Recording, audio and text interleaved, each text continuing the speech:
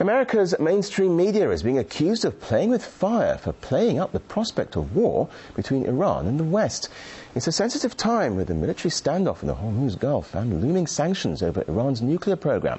But as Gayane Chichakyan reports, viewers in the States are repeatedly hearing how war is virtually inescapable. It's really two options: bomb Iran or let Iran get the bomb. With tension between Iran and the West as high as ever, a host of hardline speakers on U.S. mainstream media seem to be pushing the audience to believe that war is inevitable. The better way to prevent Iran from getting nuclear weapons is to attack its nuclear weapons program directly. Although experts say war with Iran is far from being inevitable, I don't think that we are there yet, that is to say, at the precipice. The media are already preparing the grounds for it, some by misinforming the public.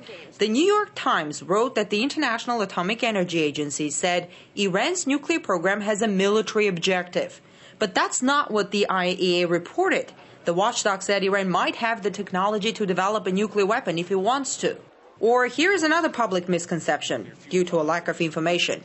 I would be saying to the Iranians, you either open up those facilities, you begin to dismantle them and make them available to inspectors, or we will degrade those facilities through airstrike. In fact, IAEA inspectors have already been in the country monitoring Iran's nuclear facilities. When the American people hear information over and over again, and sometimes it is often these subtleties, not providing the context of the IAEA report, or not putting in some of the doubts back in 2002, 2003 about the Iraqi WMD programs, that kind of slanting of the news does have the effect of altering how the American public views an issue. The U.S. mainstream media have proved to be cheerleaders for war.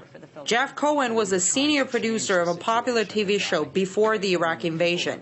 He says they were under pressure from their bosses to root for war because their owners benefited from it. It was a constant pressure campaign to make sure that the pro-invasion voice was dominant. Jeff Cohen says not much has changed in U.S. mainstream journalism since the Iraq invasion. There's no doubt that the mainstream media are crucial in this idea of selling this idea that the U.S. is going to be in a perpetual war. Media analysts say since the intervention in Libya, U.S. media have been instrumental in making Americans get used to the idea that Washington will continue to intervene militarily in foreign affairs. I worked at Newsweek and as well as AP and other major U.S. news organizations, and what I saw, especially at a place like Newsweek, was this idea that the media was actually part of the establishment, that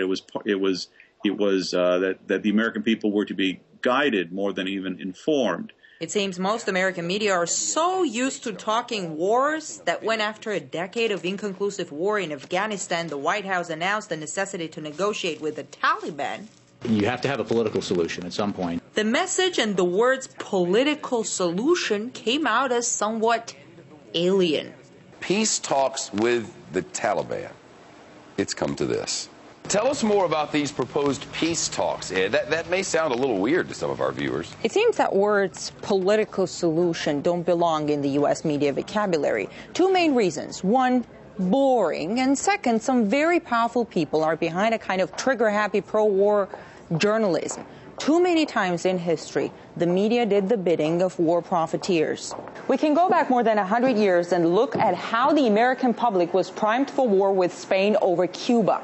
Media tycoon William Randolph Hearst falsely hyped up the story that the Spanish sunk an American ship, when in fact it sunk because of a coal bunker explosion. It was then that Hearst told his illustrator in Havana, "You furnish the pictures and I'll furnish the war."